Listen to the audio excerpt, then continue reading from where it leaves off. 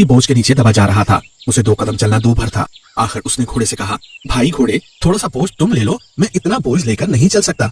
घोड़े ने मुंह फेर कर जवाब दिया, मैं क्यों ले लूं, मुझे तेरी और तेरे बोझ की क्या परवाह। खबरदार जो फिर कभी मुझसे बोझ बांटने को कहा। गधा खामोश हो गया। अब वो थोड़ी ही दूर गए थे कि गधा थक कर गिर पड़ा। ये देखकर मालिक ने गधे का सारा बोझ उतारकर घोड़े की पीठ पर लाद दिया। अब घोड़े को गुरूर की हकीकत मालूम हुई। उसने बहुत हाथ पांव मारे, मगर मालिक के डंडों के आगे एक न चली। मजबूर होकर उसे सारा बोझ बाजार तक ले जाना पड़ा। रास्ते में गधे ने घोड़े से कहा, भाई अगर तुम पहले ही थोड़ा सा बोझ ले लेते तो सारा बोझ लेकर क्यों चलना पड़ता। घोड़े ने शर्मसार होकर सर झुका लिया। दुनिया में बहुत से लोग ऐसे हैं जो दूसरों को मुसीबत में देखकर खुश होते हैं और उनकी मदद नहीं करते, मगर जब उन पर मुसीबत आती है तो रोते चिल्लाते और शोरोगुल मचाते हैं।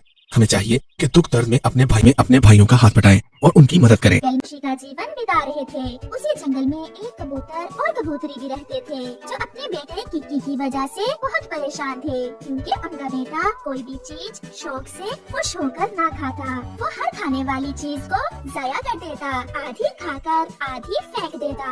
आज तो वो सुबह से रोए जा रहा था और एक नई और अनोखी जिद कर रहा था। मुझे नहीं पता मम्मा पापा, मैं खाऊंगा तो सिर्फ मैंगो खाऊंगा, मुझे कहीं से भी मैंगो ला कर दे। बेटा, जंगल में ठंड का मौसम चल रहा है और इस मौसम में मैंगो नहीं होते। बेटा, हम आपको कहाँ से मैंगो ला कर दें? तो फिर मैं भूखा ही रहूंगा, मुझे मैंगो चाहिए, मैं मैंगो ही खाऊंगा। बेटा समझ जाओ, हर फल का कोई मौसम होता है और मैंगो तो गर्मियों का फल है, सर्दियों में मैंगो नहीं होते।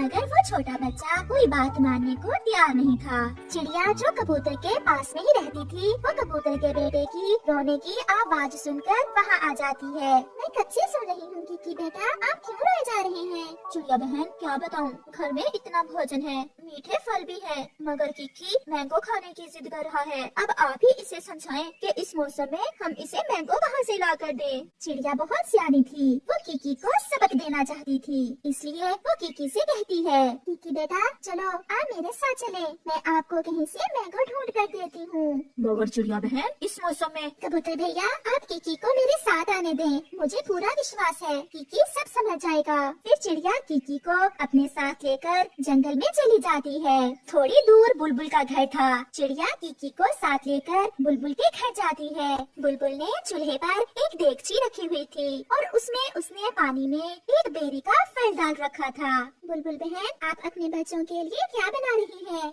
बहन चिड़िया क्या बताऊँ, ऐसे ठंड के मौसम में कुछ भी खाने को नहीं मिल रहा है। मुझे एक बेरी का फल मिला था, मैंने सोचा हम सब इसे ही पका कर खा लेते हैं।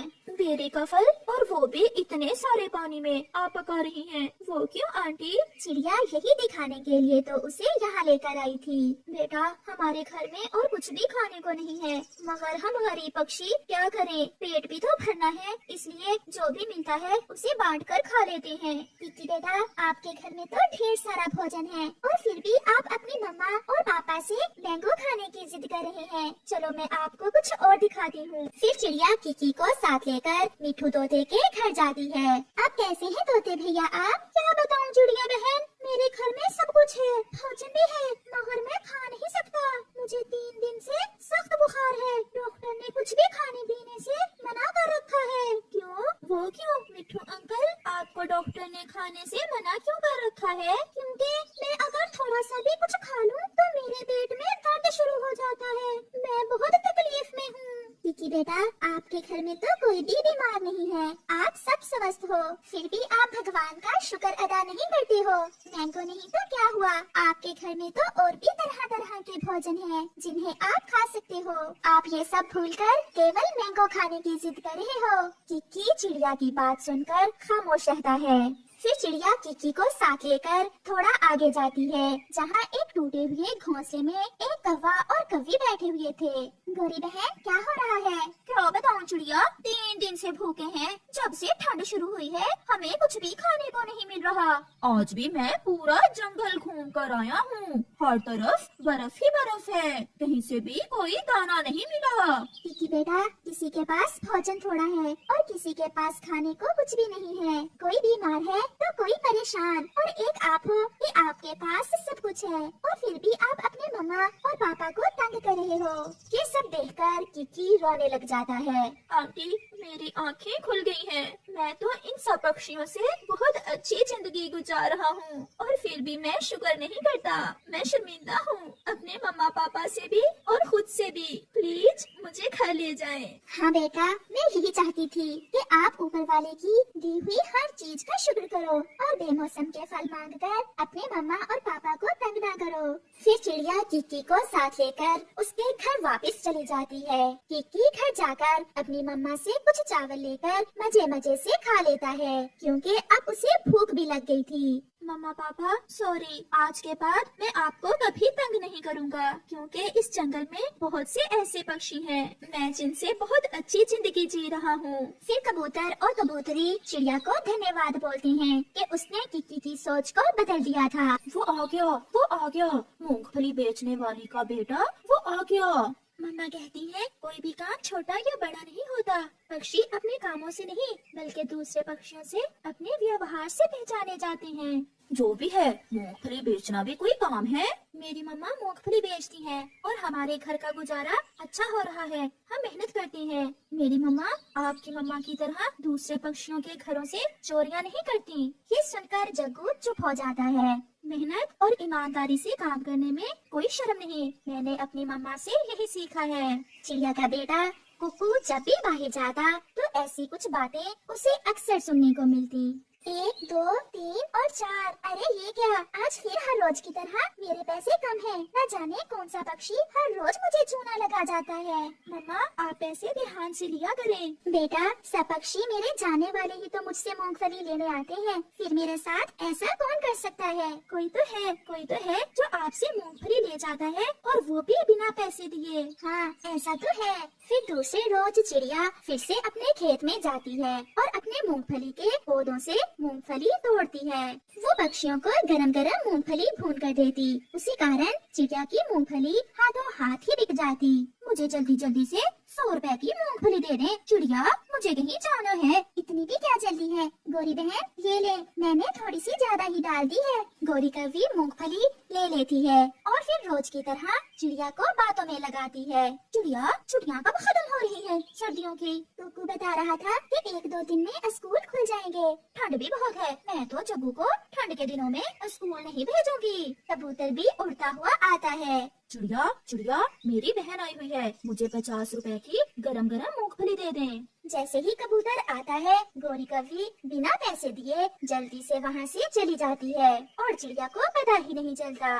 फिर तो मैं आपको मोटी वाली मूंगफली देती हूँ। आपकी बहन मूंगफली खाकर खुश हो जाएगी। ऐसा करें, 60 की कर दें। फिर कबूतर भी चिड़िया को पैसे देता है और मूंगफली लेकर वहाँ से चला जाता है। चिड़िया को आग भी जलाना होती और मूंगफली को भूनकर बेचना भी होता। चिड़िया ऐसे सारा दिन काम करती।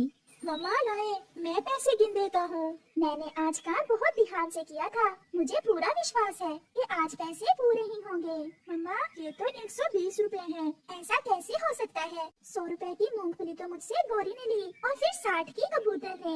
इसके अलावा बुलबुल तोता भी तो आए थे। मेरे पैसे आज फिर कम है। अगर ऐसा है तो मैं कल पकड़ूंगा उस चोर को जो मेरी मम्मा से मूंगफली बिना पैसों के ले जाता है। गोरी कौवी भी अपने घर में बैठी हुई थी। जग्गू, खाओ, मुफ्त की है। मैं हर रोज उस छोटी चिड़िया को बातों में लगाकर मूंगफली के पैसे दिए बिना ही आ जाती हूँ। ये सुनकर कालू कौवा और उसका बेटा जग्गू हंसने लग जाते हैं। अपने बेटे की तरह वो चिड़िया भी पागल ही है। मम्मा, आप ऐसा ही किया करें। दूसरे दिन कुकू सीधा पुलिस के पास जाता है और उन्हें सारी बात बताता है।